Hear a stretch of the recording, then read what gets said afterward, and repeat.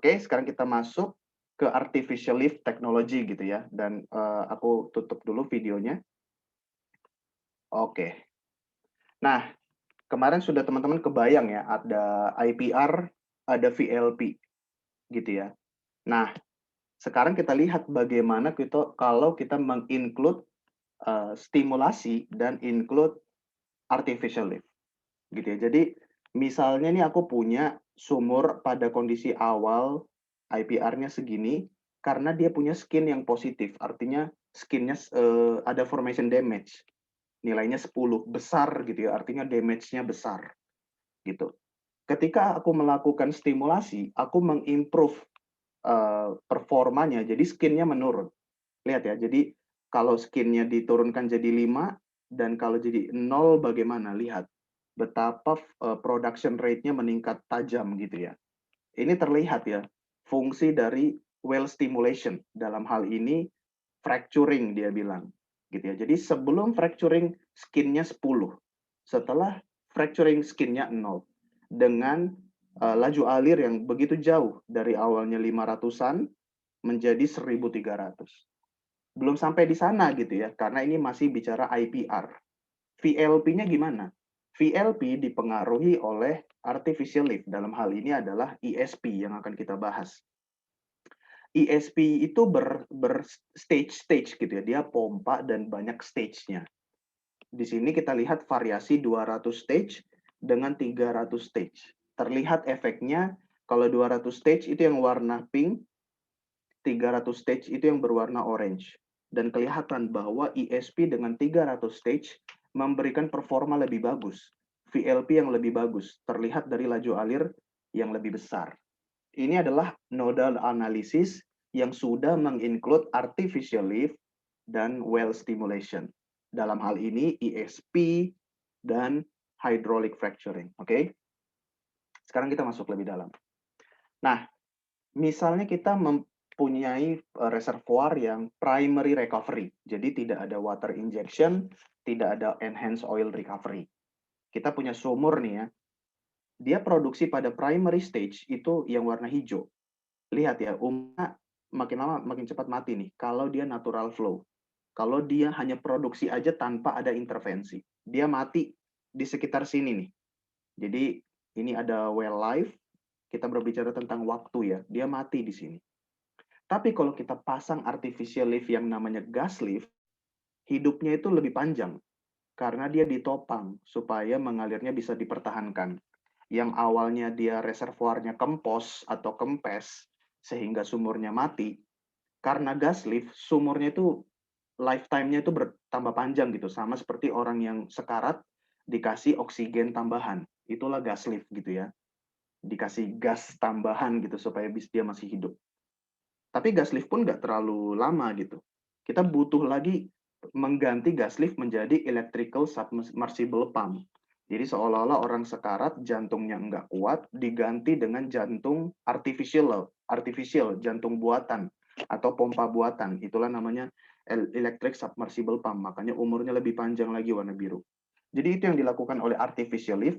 Dia membantu sumur kita produksi lebih panjang, gitu ya. Jadi untuk sumur tertentu itu ada apa namanya? Ada beberapa hal yang menyebabkan sumur mati.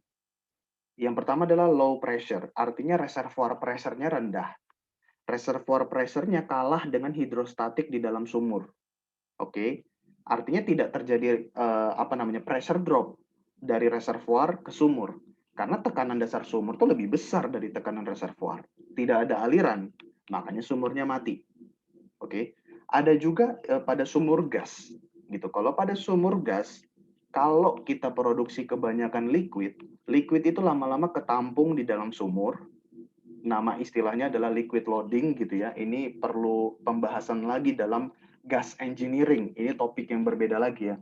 Jadi liquid menumpuk di dalam tubing atau di dalam sumur membentuk hidrostatik barrier gitu ya. Sehingga tekanan reservoir tidak mampu mengangkat aliran.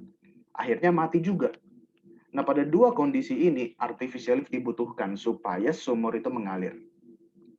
Nah, tipe-tipe artificial lift ini ada banyak guys gitu ya.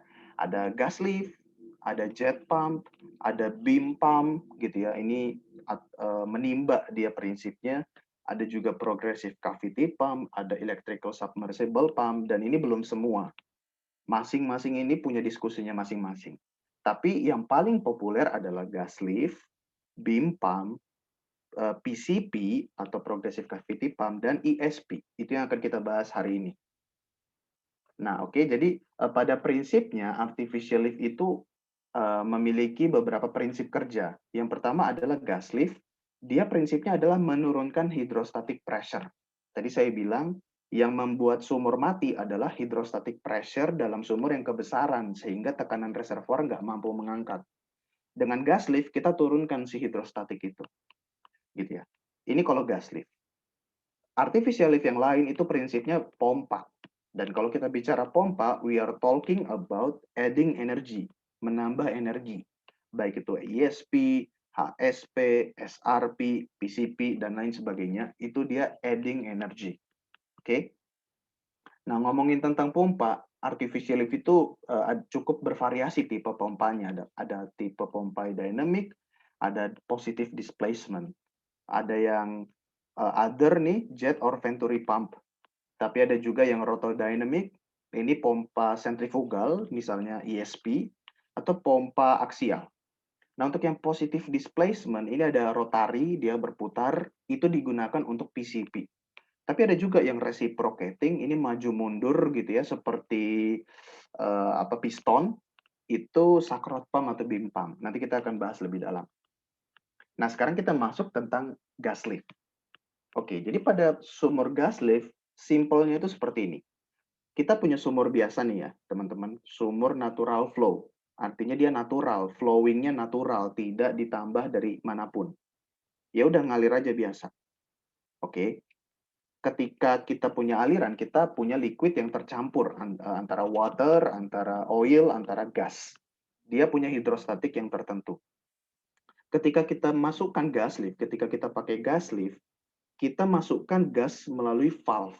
Oke, jadi tubingnya juga dimodifikasi. Jadi dia punya pocket-pocket di sini, kelihatan ya profilnya ya. Kita punya pocket di sini namanya side pocket mandrel di sini. Kalau kita perbesar profilnya seperti ini. Ada pocket di dalam tubingnya, dan di dalam pocket ini kita simpan suatu valve, namanya gas lift valve. Kemudian kita injeksikan gas melalui casing. Oke, makanya kita penting membahas sumur kemarin ya. Jadi kita injeksikan gas melalui casing, gas mengalir di dalam ruang dalam casing, kita sebut anulus, hingga pada titik tertentu dia bertemu dengan gas lift valve. Ketika gas masuk ke dalam tubing, gas akan menurunkan hydrostatic pressure. Kenapa? Karena density campuran di dalam tubing menurun, karena proporsi gas meningkat. Yang tadinya adalah mixture atau campuran gas, oil, water, sekarang kita injeksikan gas, gasnya makin banyak. Dia ngebubble. Bubbling seperti itu ya. Ketika dia bubbling, density campuran di dalam tubing menurun. Ketika density turun, ya hidrostatik turun. Karena hidrostatik gampangnya adalah rho GH. Kebayang ya teman-teman? Nah, seperti inilah prinsipnya ya. Jadi di atas kita punya controller yang dia mengatur laju alir gas dari stasiun, dari surface facility menuju casing, kemudian gas masuk ke dalam casing, ke dalam anulus, keluar melalui gas injection valve, dan dia meringankan beban di dalam tubing. Ini sedikit lagi gambarannya. Gas masuk ke dalam tubing, mengisi anulus, boom. Bubble di sini, bubble, terus naik, terbentuklah flow regime seperti ini yang kita bahas kemarin ya, vertical flow-nya seperti ini. Ada regime bubble, ada yang slug seperti ini. Nah, kondisi yang seperti ini yang banyak gasnya itu lebih ringan untuk diangkat sehingga tekanan reservoir kita mampu mengangkat si fluida dan akhirnya sumur hidup kembali. Simple sebenarnya teman-teman. Tapi menarik banget ya, apalagi bagi kita yang non-teknik perminyakan. Saya ketika masuk pertama kali amazed banget dengan yang seperti ini. Jadi ini lagi diperbesar, masuk ke sini dan dia ngebubbling supaya density-nya menurun. Nah, ini seperti ini skema dari gas lift valve-nya. Kita bisa bahas ini lebih dalam masing-masing komponennya ketika kita bahas gas lift sendiri gitu ya. Nah, seperti ini kalau kita coba masukin kamera ke dalam tubing nih, teman-teman. Oke, kita lagi berjalan di dalam tubing ya. Kelihatan kan di sini ada gas-gasnya tuh atau itu mungkin solid juga ya, ada solid, gas di dalam tubing. Hmm, teman-teman lihat di sini ada gas lift valve. Oke, jadi kelihatan ya profilnya gas lift valve-nya ada di sini. Itu jadi salah satu kemajuan dalam dunia industri migas. Ada teknologi kamera yang bisa dimasukkan ke dalam sumur untuk melihat tubing, untuk melihat sumur, hingga sampai di depan perforasi, gitu ya. Seperti ini, teman-teman. Profilnya dari tubing dengan gas lift valve. Oke. Nah, prinsip kerjanya seperti apa? Jadi pada dasarnya gas lift valve itu ada dua tipe. Ada casing operated, casing pressure operated, ada tubing pressure operated. Yang lebih sering dipakai adalah casing pressure operated. Artinya apa? Si valve itu terbuka dan tertutupnya itu ditentukan oleh tekanan injeksi dari casing. Oke, jadi di sini kita punya bellow namanya ya, bellow. Anggaplah ini seperti pegas gitu ya, atau seperti shock breaker lah. Shock breaker itu kan pada dasarnya itu seperti pegas gitu ya, tapi dia keras untuk kita tekan gitu ya. Nah ini lebih keras lagi gitu ya. Ini lebih keras lagi. Kita nggak bisa nih ngenaik turunkan si bellow ini gitu ya. Tapi ketika kita injeksi gas, itu kita ngomongnya ratusan PSI. Sangat-sangat kuat gitu ya. Jadi ketika tekanan gas besar, dia akan menaikkan ini nih. Si bellow ini akan naik karena di sini ada profil seperti pegasnya gitu. Dia akan naik sehingga gas masuk ke dalam valve dan akhirnya keluar dan menuju tubing. Akhirnya terjadilah mixture antara fluida reservoir dengan gas injeksi. Oke, prinsipnya adalah F pressure dikali area, gitu ya. Jadi gaya dorong dari gas untuk mengangkat ini itu setara dengan tekanan injeksi gas dengan area profil bellow-nya ini. Ya, seperti itu ya. Kalau tubing pressure operated yang lebih banyak menentukan adalah tekanan tubing itu sendiri, gitu ya. Jadi kalau kita bicara tentang area, gitu ya, si casing injection gas itu pada casing pressure operated dia bertemu dengan penampang area yang lebih besar untuk mendorong si bellow, gitu ya. Jadi seluruh bellow ini, tubuh dia, penampang areanya akan berkontak dengan casing pressure, gitu ya. Jadi areanya besar, gitu ya. Casing pressure dikali areanya besar sehingga gaya angkatnya meningkat. Tapi kalau pada tubing pressure operated, gas injeksi ini hanya ketemu areanya mukanya ini doang, portnya ini nih, gitu ya. Artinya areanya kecil, jadi dia nggak kuat untuk mengangkat. Gas injection nggak kuat untuk mengangkat ini gitu. Dia butuh pressure tambahan dari tekanan tubing. Tekanan tubing inilah yang ada di dalam sini ya, mengisi valve ini yang akan membantu untuk mengangkat ini. Ya, seperti itu prinsipnya teman-teman. Ada gas lift valve yang bertipe casing pressure operated dan tubing pressure operated. Kita perbesar lagi seperti ini. Gas lift valve-nya ya teman-teman cukup kompleks gitu ya. Sebagai engineer kita nggak mengutak-atik ini tentunya. Ada kru technical yang akan menggunakan ya, operator gitu ya, atau teknisi yang lebih menghandle ini gitu ya. Tapi engineering punya konsep. Yang penting aku mau injection pressure sekian dan aku ingin meletakkan valve-ku pada kedalaman sekian sekian sekian. Gitu ya. Itu tugasnya seorang engineering.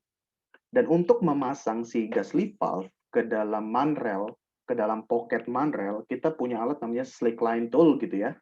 Yang namanya adalah kick over tool. Jadi dimasukkan ke dalam hingga pada kedalaman pocket manrel, kemudian kita mainkan sesuatu ya secara mekanis sehingga dia ketendang nih, ada tangannya keluar, jeplek, kemudian didorong dan dia memasukkan valve ke sini. Akhirnya valve-nya duduk ke dalam slot yang sudah tersedia di dalam pocket manrel. Jadi seperti itu yang memasukkan si valve-nya ke dalam tubing. Oke, kemudian secara surface facility, secara lapangan, injection gas itu kita ngambil gasnya pada dasarnya dari production gas sendiri. Jadi sumur kita produksi oil, gas, dan water. Gasnya kita pisahkan, oke? Gasnya kita pisahkan di dalam separator gitu ya, di dalam separator. Kemudian gas yang sudah dipisahkan itu bisa kita injeksikan kembali ke dalam sumur untuk gas lift. Seperti itu ya. Jadi pada dasarnya gasnya itu bisa kita bakar, bisa kita jual, tapi bisa juga kita putar-putar untuk gas lift valve gitu ya teman-teman. Jadi seperti itu prinsipnya. Ini mohon maaf ini ada typo ya, harusnya ini gas lift gitu ya. Sekarang kita bicara tentang komponennya. Kalau komponen di surface, tentu saja kita butuh gas kompresor. Oke, kita butuh kompresor. Kompresor ini dihandle oleh Surface Facility Engineering. Yang penting kita bilang, saya butuh gas sekian banyak rate-nya. Kemudian tentu saja kita butuh gas lift line. Kemudian kita juga butuh casing valve untuk buka tutup valve-nya ya di sini. Sehingga laju alir gas injeksinya bisa kita atur. Kita juga perlu pasang gauge supaya kita tahu tekanan gas injeksi saya berapa. Gitu ya. Karena ini akan menentukan performa gas lift itu sendiri, si tekanan injeksi atau tekanan casing.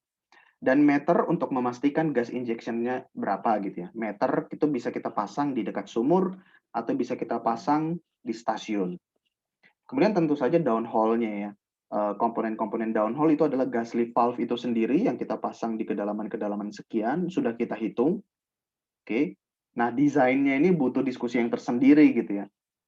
Yang cukup dalam tuh si desainnya. Tapi kita punya nih gas lift valve, dummy valve itu misalnya kita pasang, kita isi aja si pocketnya itu dengan valve tapi tidak ada lubangnya gitu ya. Jadi supaya tidak ada kebocoran di pocketnya, saya ganti aja dengan dummy valve supaya keganjal sehingga gas injeksinya bisa diarahkan ke titik yang lain gitu ya.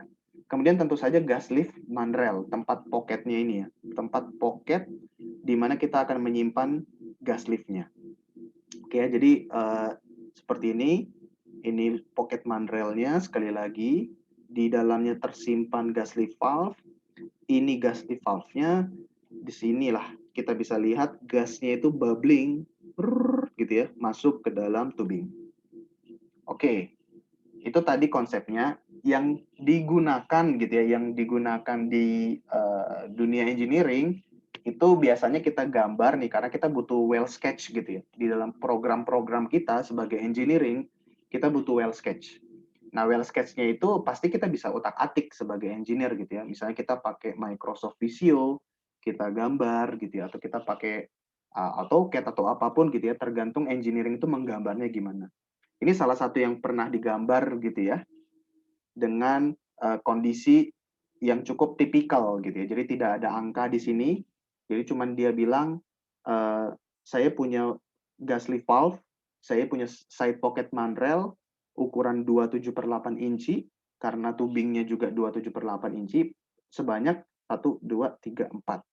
Jadi ada 4, kemudian di bawahnya sini ada 7 inci packer, EOTP itu adalah ujung dari tubing, namanya end of tailpipe gitu ya. Jadi seperti buntutnya ya, tailpipe buntutnya, kemudian ada perforasi, kemudian di sini ada bridge plug gitu ya, yang kemarin saya sempat singgung, ada plug gitu. Plug ini untuk menutup perforasi di sini. Karena mungkin di sini udah air semua gitu ya. Jadi supaya kita tidak terlalu banyak produce water, kita tutup aja, kita plug di sini. Nah, sekarang kita produksi dari reservoir yang atas. Di bawahnya ini semen, dan ini sudah casing semua. Oke, jadi kebayang ya, di sinilah kita pasang gas lift pada sumur kita. Nah, sekarang plus minusnya ini teman-teman. Untuk gas lift itu kita degree untuk fleksibilitasnya itu tinggi. Karena tinggal kita mainkan aja tuh si gas injeksinya dengan buka tutup keran atau valve di permukaan. Kita juga bisa memodifikasi kedalaman gas lift valve-nya. Tinggal kita atur-atur aja kedalamannya, jadi cukup fleksibel kita mengatur performanya. Nah, karena dia fleksibel, dia punya wide range of design rate. Jadi laju alirnya itu bisa cukup lebar lah gitu ya. Kemudian gas lift valve itu bisa kita cabut, bisa kita pasang dengan wireline technology. Jadi cukup gampang kita melepas, cabut, pasang itu enak, gampang kalau gas lift valve. Kemudian dia good untuk dipakai pada kondisi sumur yang GOR-nya tinggi atau gas oil ratio-nya tinggi. Jadi ketika sumur kita banyak produksi gas lift ini relatif oke gitu. Kalau pompa lemah terhadap banyaknya gas. karena akan terjadi kavitasi. Tapi kalau gas lift, dia bagus. Demikian juga ketika kita punya banyak pasir, gas lift ini oke. Kalau pompa ada banyak pasir, oh bisa tergerus. Tapi kalau gas lift bagus. Dia juga minimal space for surface, dia nggak makan tempat, dia nggak bulky, nggak besar, dia kecil aja gitu ya. Di dalam kebanyakannya, di luarnya ya sama, Christmas tree aja gitu. Kemudian kita cukup beli satu kompresor untuk banyak sumur gitu ya. Kelemahannya adalah ya kita butuh kompresor dan kompresor itu nggak murah guys gitu ya. Kompresor itu besar dan cukup mahal. One well list might be uneconomical. Artinya apa? Kalau kita cuma punya satu sumur dengan gas lift, itu nggak worth it. Kita beli satu kompresor hanya untuk satu sumur gas lift, itu nggak worth it. Gitu. Jadi kalau kita punya ratusan gas lift atau 50 ke atas, barulah kita justified untuk beli kompresor gitu ya. Kemudian cost relatively high bottom hole pressure. Artinya ketika kita injeksi gas di sini dengan tekanan cukup tinggi, itu pada dasarnya juga menghalangi aliran gitu karena dia memberikan back pressure ke tubing ujungnya ini gitu. Jadi sama aja agak sedikit menahan aliran reservoir karena kita sudah injeksi di sini tekanannya cukup tinggi. Oke, karena ini materinya cukup banyak, aku lanjut dulu ya. Nanti di akhir bab artificial lift baru kita mulai Q&A lagi. Sekarang ini Sakrot pump atau beam pump. Mungkin teman-teman sering lihat profil yang kayak gini ya, atau pompa angguk lah gampangnya gitu ya. Pompa angguk ini prinsipnya seperti menimba, teman-teman. Jadi kita menimba, naik turun gitu ya, tapi lebih fancy sedikit lah. Nah, jadi seperti ini ya, teman-teman. Pompa angguk ini dia punya komponen di atas, dan dia naik turun naik turun naik turun gitu ya untuk mengangkat fluida dari dalam reservoir atau dari dalam sumur. Kunci utamanya adalah ini downhole pump, pompa timba di dalam sumur gitu ya, yang diatur dengan dua ball valve gitu ya, dua ball valve. Ada yang namanya standing valve yang di bawah, ada yang namanya traveling valve. Oke, nanti cara kerjanya akan lebih jelas ke gambar untuk ada videonya singkat nanti ya. Nah, ini sedikit apa namanya gambarannya lah ya teman-teman. Di sini ada sumur, oke, ada tubing gitu ya. Di tengah-tengahnya ini kita perbesar nih ya teman-teman. Di tengah-tengahnya ini ada namanya sakrot. Jadi ada rod gitu ya, ada batang gitu, yang itu akan menjadi naik turunnya dia gitu ya. Ada rod gitu ya. Kemudian di sini ada Christmas tree. Christmas tree-nya very very simple gitu ya.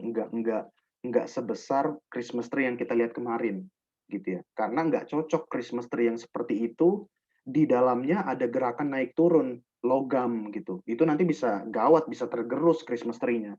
Jadi dibikin sangat simple aja gitu ya. Tapi yang penting dia mencegah ada kebocoran gitu ya. Karena kita tahu di sini pompa kita naik turun, kita takut ada sedikit kebocoran gitu ya, ada muncrat oil keluar gitu, itu bisa pencemaran.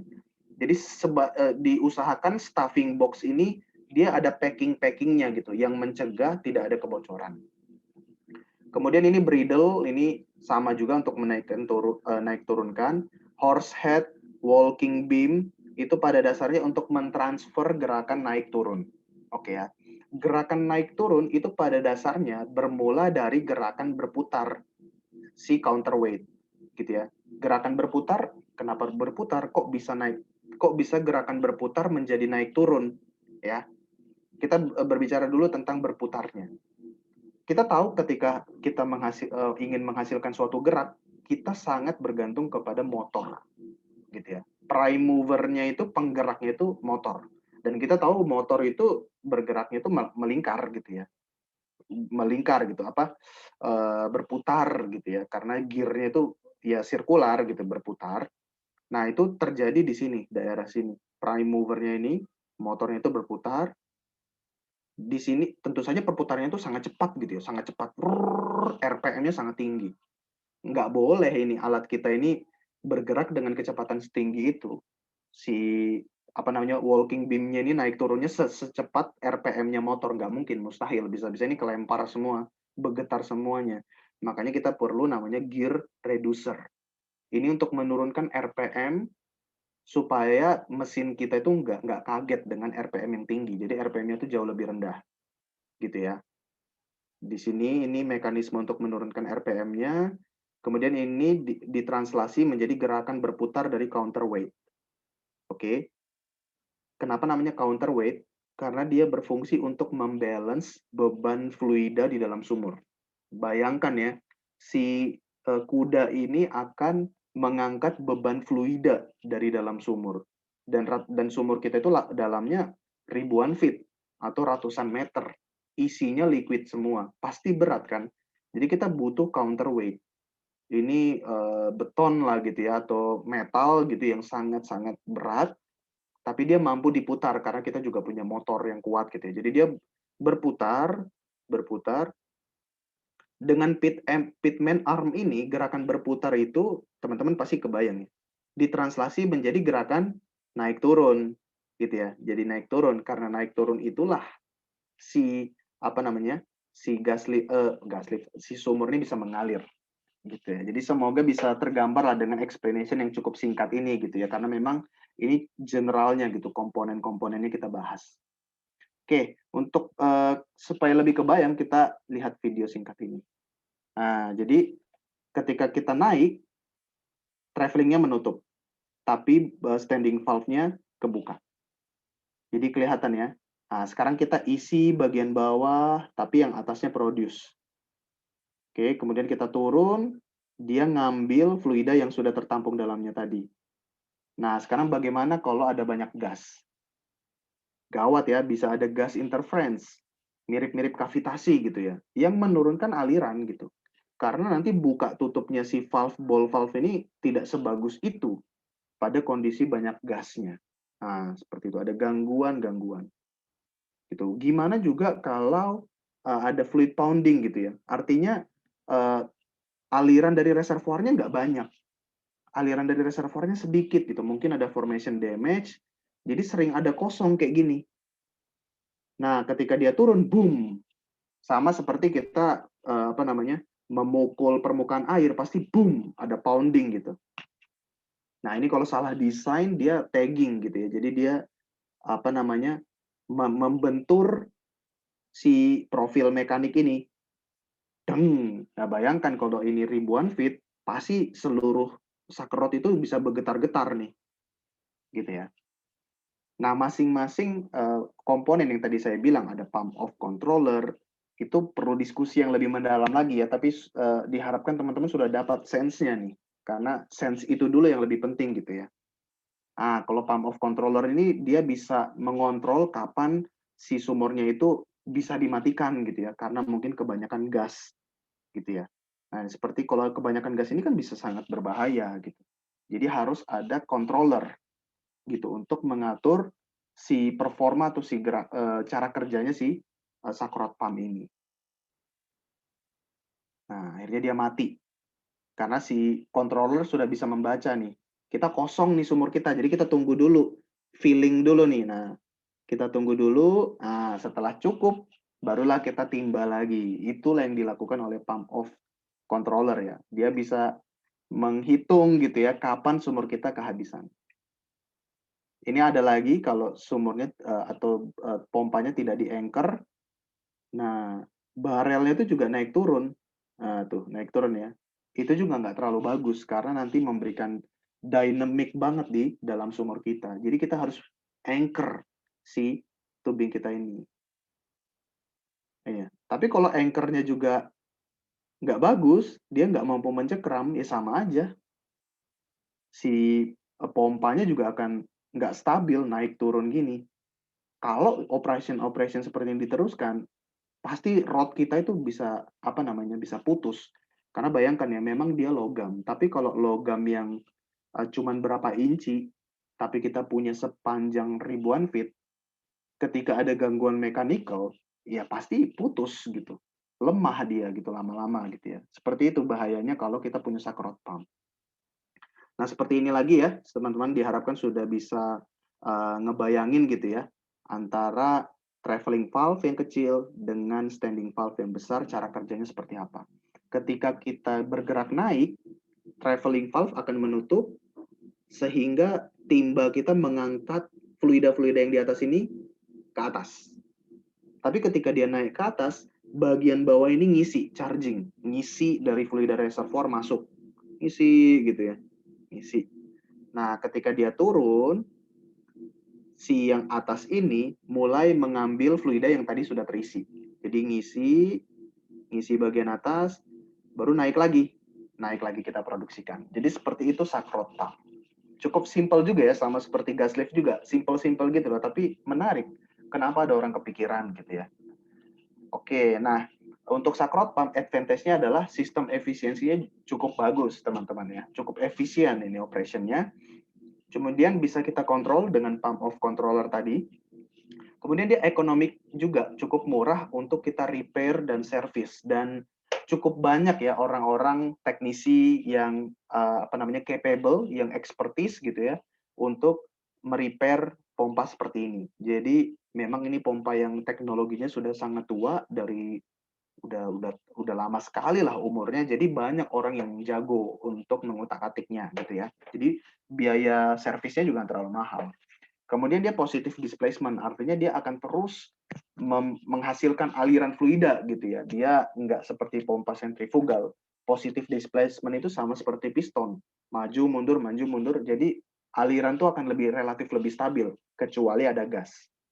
Kemudian dia strong drawdown, artinya dia bisa produksi cukup besar, dia cukup fleksibel, dan high salvage value-nya cukup besar. Limitasinya adalah tubing dan rod sering wear atau sering tergerus. Gitu ya. Bayangkan rod cuman berapa inci naik maju mundur, itu dia buckling. Gitu ya. Buckling itu kayak letoy gitu ya. Sebenarnya dia letoy, dan ketika dia letoy dia akan membentur dinding tubing. Dan kalau itu terjadi terus-menerus, paling 2-3 tahun tubingnya robek atau tubingnya bocor gitu, dan si rodnya bisa patah. Itu sering terjadi. Apalagi kalau kita punya sumur yang tidak vertikal. Oke, makanya kalau kita punya sumur teknologi seperti ini, usahakan kita cari sumur yang vertikal supaya bucklingnya itu minimal, jarang dia membentur si tubing.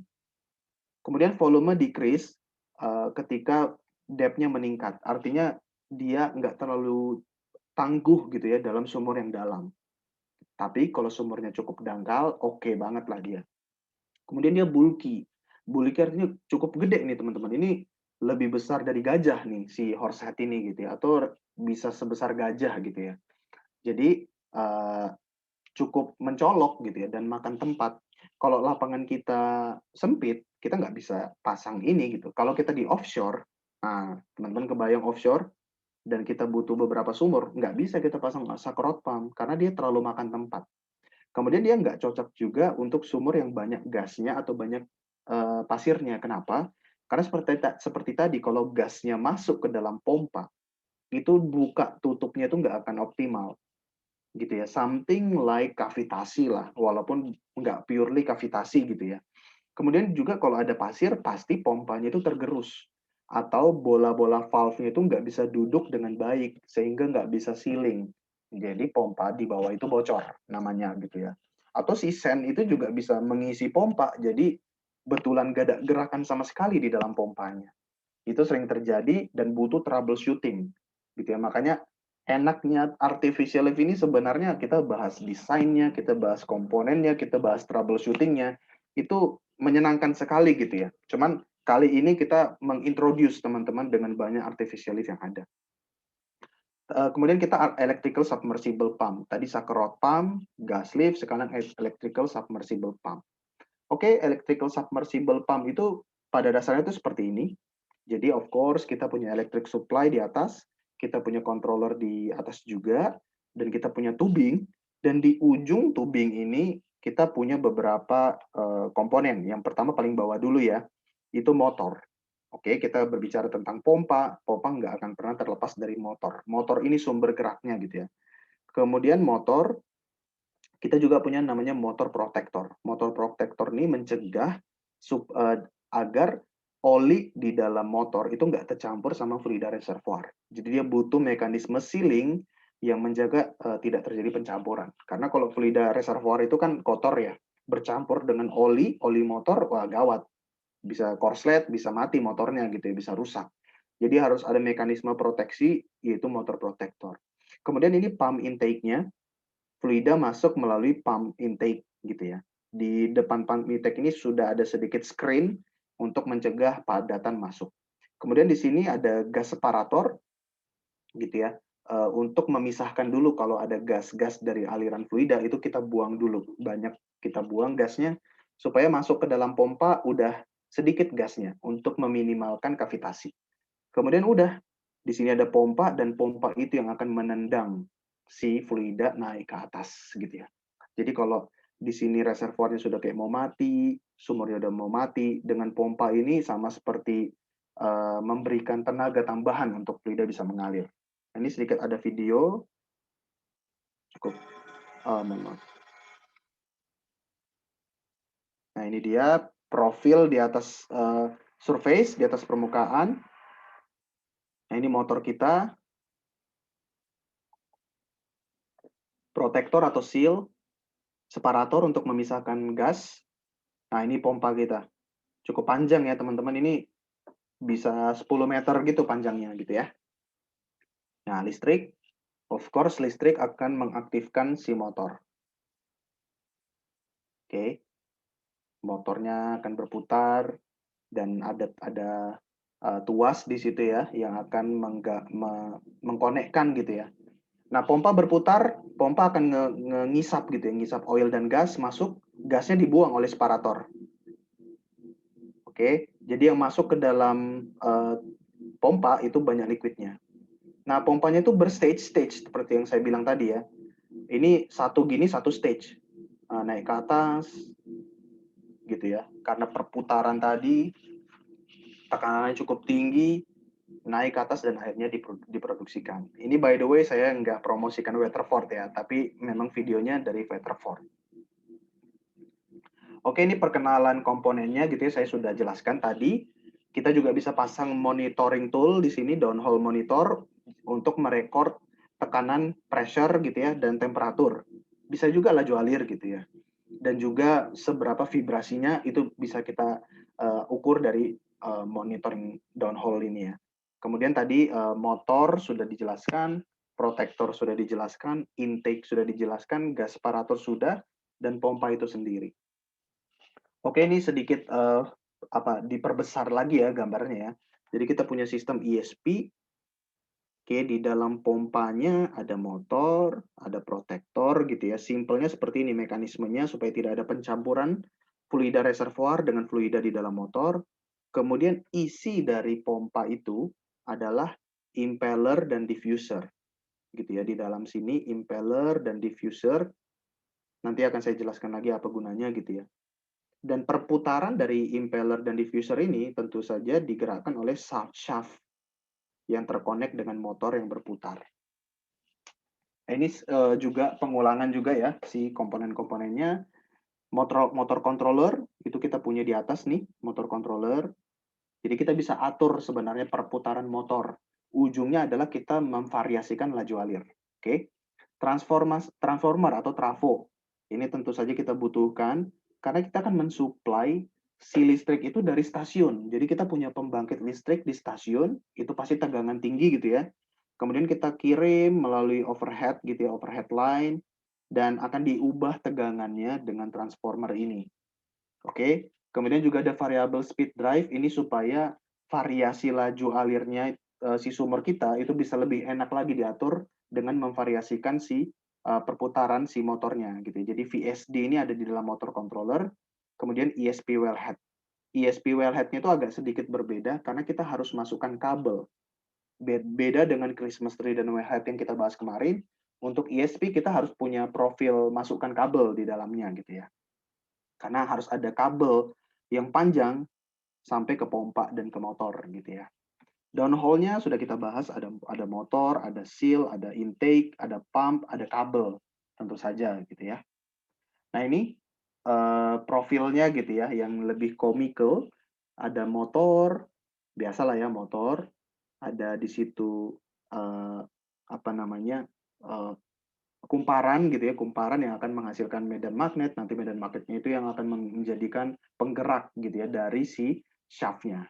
Kemudian ada seal di sini, seal ini dibuat sedemikian rupa supaya aliran fluida dari reservoir itu nggak mix dengan fluida di dalam motor. Kenapa di dalam motor perlu ada fluida? Ya tentu saja karena motor perlu pendinginan dan pelumasan juga, gitu ya. Apalagi kita berbicara RPM yang sangat tinggi untuk memproduksikan fluida. Jadi dia butuh pendinginan, dia butuh pelumasan juga, gitu ya, di si motor ini. Kemudian tentu saja ada gas separator. Gas separator ini dia punya mekanisme vortex-vortex seperti itu ya, untuk memisahkan gasnya dari liquid. Sehingga gas itu bisa kita buang secara cepat ke atas gitu ya, nggak memasuki pompa gitu ya. Jadi gas prevents pump cavitation gitu ya, supaya nggak terjadi kavitasi yang bisa menyebabkan si pompa itu rusak gitu ya karena kavitasi. Oke, ini perbesaran dari si pompanya. Jadi pompanya itu tersusun dari banyak stage. Satu ini itu disebut sebagai satu stage. Nah, pompa real itu berbicara ratusan stage. Ada yang 200 stage, ada yang 300 stage. Oke ya. Ini adalah impellernya, atau baling-balingnya yang berputar, dan ini adalah diffuser yang mengarahkan aliran fluida itu supaya naik ke atas terus nih, gitu ya. Jadi ini berputar untuk untuk memberikan energi kinetik gitu ya. Energi kinetik karena ditendang oleh impeller yang berputar terus, tapi diffuser ini mengubah energi kinetik menjadi energi potensial supaya dia gerakannya naik ke atas. Makin lama naik ke atas gitu ya. Nah, seperti ini teman-teman. Jadi kita punya shaft yang berputar gitu ya, shaft yang berputar itu akan memutar si impeller. Impeller ini berputar sangat cepat, memberikan energi kinetik kepada fluida sehingga fluida makin pengen gerak gitu ya. Dan kemudian oleh diffuser gerakannya itu di-diffuse supaya naik ke atas. Oke? Gitu ya teman-teman ya. Jadi supaya lebih kebayang gitu ya antara impeller dan diffuser. Impeller ini berbicara memberikan energi kinetik sehingga fluida makin pengen gerak. Diffuser memberikan tendangan ke atas. Oke, ini motor sudah dijelaskan tadi ya. Ini adalah motor elektrik. Dia tipenya adalah two pole squirrel cage gitu ya. Teman-teman elektro, teman-teman mesin, atau teman-teman tekim juga gitu ya. Karena kita juga belajar pompa, diharapkan sudah memahami motor. Karena basic aja, cuman bentuknya aja yang berbeda. Kabelnya gitu ya, kabelnya itu butuh banyak insulasi gitu ya. Karena ini lingkungan yang berbeda, lingkungan yang tekanan tinggi, lingkungan yang cukup panas karena reservoir itu cukup panas temperaturnya, jadi dia butuh insulasi yang kuat gitu ya. Ada armor, ada insulation lagi, ada jaket, kemudian kopernya itu sendiri gitu ya sebagai konduktor. Nah, kita punya yang flat, kita punya yang round. Ini akan mempengaruhi dimensi casing kita akan mempengaruhi pemilihan. Agak jarang ya dipakai yang round karena casing kita misalnya nggak besar. Kalau casingnya nggak besar, ruang di dalam casing aja udah dimakan sama pompa. Kalau kita punya round cable, dia kan cukup makan space. Makanya cenderung nggak dipilih gitu ya. Flat ini yang lebih banyak karena dia ramping, dia bisa dimasukkan ke sela-sela casing gitu ya. Tapi pelindungan yang diberikan round cable itu lebih kuat. Jadi tergantung ya, casing kita berapa, kondisi sumur kita itu seberapa challenging. Oke, ini surface-nya ada trafo, VSD gitu ya. Kemudian ada junction box, ada wellhead. Nah, untuk offshore nggak selalu bisa vertikal gitu ya. Jadi direksional atau deviated gitu, dan juga atau ada yang horizontal. Dan kita kita nggak pengen lah ngutak-ngetik sumur offshore sering-sering gitu. Jadi kita perlu ada profil seperti ini.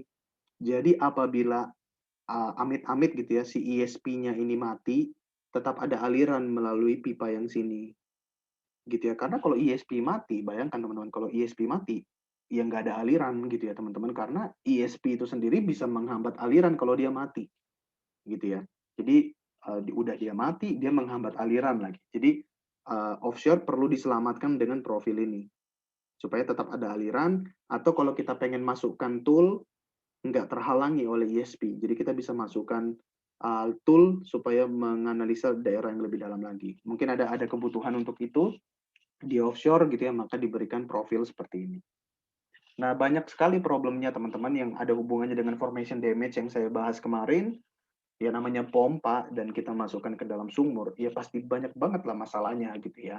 Dan ini kita bisa bahas lebih detail pada topik tersendiri gitu untuk ESP. Jadi ESP itu bisa erode gitu ya, tererosi, dia bisa collapse, bisa berkarat, bisa ada apa namanya, ada scaling, bisa broken gitu ya. Mungkin dia sudah capek gitu materialnya, sudah fatigue gitu ya, dan akhirnya ya pecah, broken gitu ya. Seperti itu. Nah, kalau banyak gas, dia juga akan mengalami gas interference, seperti si pompa SRP tadi, atau bahkan bisa gas locking. Mohon maaf, yang membuat putaran impeller itu nggak cukup untuk menendang fluida. Itu kalau ruangan di dalam pompa itu keisi banyak dengan gas. Jadi nggak kita pengenkan lah si gas ini kalau kita punya artificial lift. Dan untuk mengatasi gas, tadi sudah saya bahas, kita punya gas separator, atau kalau gasnya terlalu banyak, kita butuh tambahan lagi advanced gas handler, namanya AGH, seperti itu. Nah, kalau kita punya fracturing, teman-teman, nanti kita bahas, kita punya propan gitu ya, kita punya propan, dan propannya itu sering aja kebawa tuh ke dalam ESP, dan bisa jadi kayak gini, ESP-nya rusak. Atau kalau kita punya scale dan parafinik gitu ya, dia bisa tumbuh di sini, mengendap di sini, di intake-nya gitu ya. Jadi intake-nya udah ngeplak, nggak bisa masuk deh fluida. Oke, ESP dalam nodal analisis. Kemarin teman-teman sudah kebayang nodal analisis gimana, sekarang kalau kita pakai ESP gimana? Variasinya adalah dengan frekuensi dari pompanya, frekuensi dari motornya. Kalau 40 Hz artinya lebih lambat, VLP-nya lebih kecil. Kita naikkan frekuensinya jadi 50 Hz, VLP-nya berubah, laju alir lebih tinggi. Kalau 60 Hz, laju alir lebih tinggi lagi, gitu ya. Jadi VLP kita ubah-ubah dengan frekuensi. Oke, makanya ESP ini cukup enak kita variasikan dengan controller, dengan VSD, dengan variable speed drive, karena lumayan mudah kita mengatur frekuensi dari motor. Dan dari motor, mengatur laju alir. Oke ya? Nah, ESP dan artificial lift yang lain itu bisa digabung, namanya hybrid, gitu ya. Tergantung kebutuhan nih. ESP bisa digabung dengan gas lift, ESP bisa digabung dengan PCP, atau Progressive Cavity Pump. Ini akan kita bahas nanti. Nah, mohon maaf ini ada typo lagi teman-teman gitu ya. Mohon maaf karena slide-nya banyak gitu. Jadi ini bukan sakrot pump tapi electrical submersible pump. Advantage-nya dia bisa high volume, besar volume yang kita produksikan. Mengontrolnya cukup mudah gitu ya. Tinggal pencet-pencet tombol di controller. Untuk installation yang dalam ribuan atau puluhan ribu feet, ESP ini cukup bagus. Cuman ya materialnya aja harus kita pilih yang lebih bagus. Dia oke untuk sumur yang miring, nggak seperti sakrot pump yang lebih suka sumur vertikal, dan apa namanya, dia juga butuh VSD gitu ya. Limitasinya adalah jadi maksudnya ya, VSD itu memang besar, tapi nggak terlalu besar. Jadi bisa dibilang dia cukup cukup advantage lah. Dia nggak terlalu makan tempat lah gitu ya. Dia cuman butuh some space aja gitu ya. Limitasinya apa? Dia cukup agak lebih susah untuk di-repair dibandingkan si sakrot pump. Dan kalau dia sekali rusak, ya bayangkan aja kalau komputer korslet. Ya rusak aja gitu ya. Jadi ya ganti pompa gitu atau ganti motor. Itu kesulitannya si ESP. Sekali korslet, ya kita harus ganti motor deh gitu. Bisa jadi gitu ya. Kemudian dia tetap nggak suka dengan yang banyak gasnya, gas oil ratio, atau banyak pasirnya. Dan biasanya teman-teman kita butuh atau bergantung sama third party atau vendor. Jadi production engineer itu kan punyanya company. Kayak saya ini punyanya Medco. Saya nggak punya expertise untuk ngutang-atik ESP. Kebanyakan expertise-nya itu ada di vendor. Mekaniknya gitu, yang tahu seluk-beluknya ESP ini ya si vendor, tempat kita beli si ESP itu gitu ya. Jadi itu bisa dianggap sebagai kelemahan karena freedom kita untuk ngutak-ngatik menurun dong gitu ya. Kemudian Kalau dia sekali rusak, kita harus cabut tubing-tubingnya. Sepanjang tubing itu harus kita cabut gitu kalau dia rusak. Makanya pooling cost-nya, cost kita mengangkatnya untuk repair itu lebih besar. Oke, terakhir untuk artificial lift adalah progressive cavity pump. Progressive cavity pump itu memanfaatkan ulir gini ya, pompa ulir gini yang terus berputar, dan ketika dia berputar itu memberikan jalan bagi fluida naik ke atas gitu ya. Makanya namanya progressive cavity. Cavity itu lubang gitu ya, ada cave, tapi cave-nya itu jalan gitu naik ke atas karena perputaran dari rod yang berbentuk ini, liuk-liuk ini gitu ya teman-teman. Nah, pompanya bukan di bawah, motornya bukan di bawah, tapi motornya sekarang di atas. Ini yang memberikan perputaran bagi si batang rotor ini. Oke, jadi di sini kita punya prime mover. Prime mover ini akan memutar rod di bawah, ulir-ulir ini, yang ketika dia mengulir, ketika dia berputar, itu memberikan jalan dan menendang liquid supaya naik ke atas. Itulah si PCP ini. Komponennya adalah kita punya drive head di atas, yang terutama komponen utamanya adalah motor untuk berputar dan juga PCP wellhead. Di bawahnya ada rotor dan stator. Jadi stator itu yang ini, rotor itu yang berputar, yang meliuk-liuk. Mungkin teman-teman bisa membayangkan ya di situ ya. Cukup bisa membayangkan ketika si rotor ini berputar, set set set, itu dia memberikan tendangan kepada fluida dari cave-nya ini supaya naik ke atas. Oke, dan juga ada rod string. Rod string yang menyalurkan gerakan berputar menuju si pompa. Oke, jadi pompanya itu pompa seperti ini. Ini pompa, rod string-nya itu yang menjadi koneksi. Oke, komponen di surface-nya itu seperti ini. Cukup besar ya ini teman-teman ya. Jadi dia punya motor untuk berputar, dan akhirnya dari sini drive head dikoneksikan ke bagian dasar sumur untuk rodnya berputar. Nah, di sini dia berputar, si rodnya ini, oke, dan dia akan memutar si rotor di bawah. Jadi pompanya itu di sini. Fluida masuk dari sini. Oke, masuk set. Ini dia ada butuh anchor gitu ya supaya lebih stabil, tidak goyang-goyang nih si seluruh tubing ini. Nah, ini ada banyak macam-macam profilnya gitu ya, tergantung kebutuhan kita, tergantung laju alir yang kita butuhkan gitu. Ada banyak profilnya gitu ya. Of course, production engineer dibantu dengan vendor akan memilih gitu ya geometri yang mana yang paling cocok dengan kebutuhan kita. Dan ini juga akan dipengaruhi oleh viskositas fluida kita. Oke. Oke, jadi advantage-nya cukup banyak ya. PCP ini dia sistem efisiensinya cukup bagus, dan dia juga bagus banget untuk apa namanya? Fluida yang tinggi viscosity-nya. Oke, yang viscosity-nya tinggi artinya mengalirnya agak lebih sulit ya. Tapi dengan gerakan berputar itu, dia mampu lebih baik gitu untuk mengangkat si fluida. Tidak ada komponen valve atau reciprocating, artinya dia relatif jarang terjadi kerusakan mekanikal. Kalau SRP, dia ada gerakan reciprocating, naik, turun, ngangguk, ngangguk, itu cenderung lebih mudah menyebabkan kerusakan. Kalau ini tidak ada gerakan reciprocating, adanya cuma berputar. Dan itu artinya relatif lebih safe gitu ya teman-teman ya. Dia juga low noise, dia nggak terlalu besar noise-nya, ributnya gitu ya. Karena di lapangan kadang-kadang ribut banget, kita juga nggak enak gitu ya. Bisa ada warga yang tinggal di dekat sumur kita, mereka terganggu. Bisa juga ketika kita mau monitor sumur, nggak enak juga kalau terganggu dengan suara noise yang tinggi. Jadi relatif noise-nya si PCP ini relatif lebih rendah gitu ya. Dan juga dia portable surface equipment-nya. Nggak terlalu besar gitu ya. Dan dia bahkan disebut portable. Mudah dilepas pasang lah si equipment yang atas ini. Jadi kalau mau maintenance pun relatif lebih gampang gitu ya, lebih enak. Oke, sekarang kita sudah bicara 4 artificial lift. Sebenarnya artificial lift lebih dari itu, tapi kita sekarang membahas semuanya dalam analisis. Nah, sekarang kita punya kondisi sumur sesuai dengan situasinya masing-masing. Tekanannya berapa, gasnya banyak atau enggak. miring atau enggak, butuh laju alir berapa. Kita punya banyak pilihan, artinya kita harus meng-consider apa yang kita inginkan, oke?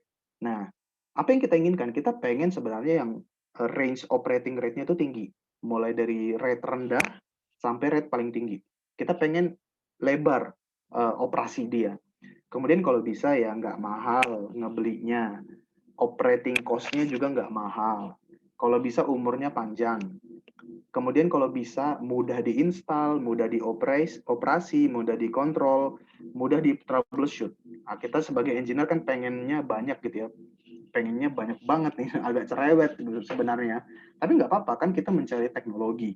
Kemudian kalau bisa efisiennya tinggi, efisiensi energinya nggak boros, minimum footprint, artinya dia nggak makan tempat kalau bisa. Kalau bisa nggak noise, nggak tinggi, dan juga estetika lah. Jangan terlalu besar, jangan terlalu menarik perhatian, karena vandalism bisa terjadi juga. Challenge-nya apa dalam pemilihan artificial lift? Misalnya kita punya aliran yang banyak gasnya, itu challenge. Atau banyak pasirnya, atau laju alirnya terlalu rendah. Beberapa pompa nggak cocok pada laju alir yang terlalu rendah. Karena kalau pompanya kosong, karena nggak ada aliran atau alirannya kecil, pompanya kosong itu gawat, pompanya bisa cepat rusak. Challenge-nya juga kalau terlalu tinggi viskositasnya, kalau terlalu tinggi waternya atau water cut-nya, kalau terlalu dalam, kalau reservoirnya multi-layer, kalau high temperature, gitu ya, nanti material pompanya agak lebih susah, atau motor ESP-nya agak lebih cepat kepanasan kalau kita punya high temperature. Low productivity, itu juga kita nggak inginkan gitu ya. Challenge-nya juga kalau jauh, remote di onshore area di dalam hutan, jauh gitu gimana kita monitornya gitu ya. Kita misalnya saya bekerja di lapangan bisa tuh ke sumur saya dari kantor itu 2 jam sendiri hanya untuk satu sumur. Jadi ketika satu sumur itu mati, ya saya harus 2 jam perjalanan menuju ke sumur itu, ngelihat kondisinya, ngambil data, pulang lagi 2 jam. Nah, seperti itulah kondisinya kalau kita di lapangan. Kalau onshore ya, tapi nggak selalu teman-teman. Offshore juga itu memberikan challenge gitu ya. Kalau dia terlalu miring, kalau fluidanya korosif, kalau bisa terbentuk scale, itu semua challenge. Kalau juga marginal operation, kalau sebenarnya operasi kita nggak terlalu banyak produksi, pendapatan kita kecil, itu jadi challenge. Nah, secara market share di seluruh dunia, teman-teman mungkin bisa kebayang dari apa yang saya bicarakan tadi, yang paling banyak adalah ESP, gitu ya, karena laju alirnya itu cukup besar gitu ya, variasinya mulai dari rate kecil sampai rate besar, ESP itu tangguh, makanya dia cukup banyak dibeli orang. Ada juga yang, apa namanya, sucker rod pump. Ini misalnya laju alir kita itu kecil, nggak terlalu banyak gitu ya, nggak terlalu tinggi laju alirnya, dan banyak yang vertikal, itu sucker rod pump cukuplah, jauh lebih murah gitu dibandingkan ESP, makanya dia cukup banyak juga. Selebihnya PCP itu lebih dikit, plunger lift itu makin dikit, hydraulic lift makin dikit gitu ya. Karena memang laju alirnya nggak terlalu tinggi dan operasinya juga agak lebih sulit. Gas lift sederhana tapi kenapa hanya 4%? Because kita pengen jual gasnya, seringnya gitu ya. Kita sering pengen jual gasnya. Gas itu kan jualan juga. Jadi agak nggak pengen kita pakai gas itu untuk artificial lift. Seperti itu teman-teman. Nah, sebagai seorang production engineer, kita pasti sampai pada titik di mana we have to select, kita harus mencari artificial lift yang paling cocok dengan kondisi sumur kita. Dan ini kan multivariabel banget, multifaktor banget gitu ya, nggak mudah. Nah, kita punya beberapa tuntunan atau guidance untuk memilih artificial lift mana yang kita akan pilih. Tentu saja guidance ini nggak cukup karena terlalu simplified gitu ya. Pada dasarnya kita butuh engineering judgment, kita butuh jam terbang, kita butuh mengenal kondisi sumur kita untuk bisa milih, gua mau pakai gas lift, atau gua mau ESP, atau gua mau sucker rod pump. Ini general guidance aja gitu ya. Misalnya kita punya kondisi sumur kita gas, punya produksi gas yang tinggi. Maka kalau dilihat di sini ya, gas handling yang paling excellent adalah si gas lift. atau plunger lift. Jadi engineer bisa ngeliat nih, gue punya kondisi gasnya banyak. Mana sih yang paling excellent? Oh, gas lift atau plunger lift. Atau gue punya banyak produksi pasir nih, gitu ya. Apa yang paling excellent? Cari, oh, hydraulic jet. Nah, hydraulic jet ini nggak kita bahas di sini karena itu lebih unkonvensional ya dibandingkan yang lain ya. Dia excellent. Oh, ternyata PCP juga excellent untuk padatan, untuk solid. Kemungkinan kita bisa pilih PCP, Progressing Cavity. Oke ya. Atau misalnya apalagi nih, eh aku pengen pakai di offshore. Kita lihat mana yang cocok. Oh, ESP bisa, excellent. Oh, gas lift bisa juga, excellent. HJP, hydraulic jet juga oke. Rod lift ini limited karena dia makan tempat. PCP, ya good aja lah gitu ya. Good karena dia juga, apa namanya ya, nggak bisa dalam-dalam banget gitu instalasinya. Seperti itu ya teman-teman ya.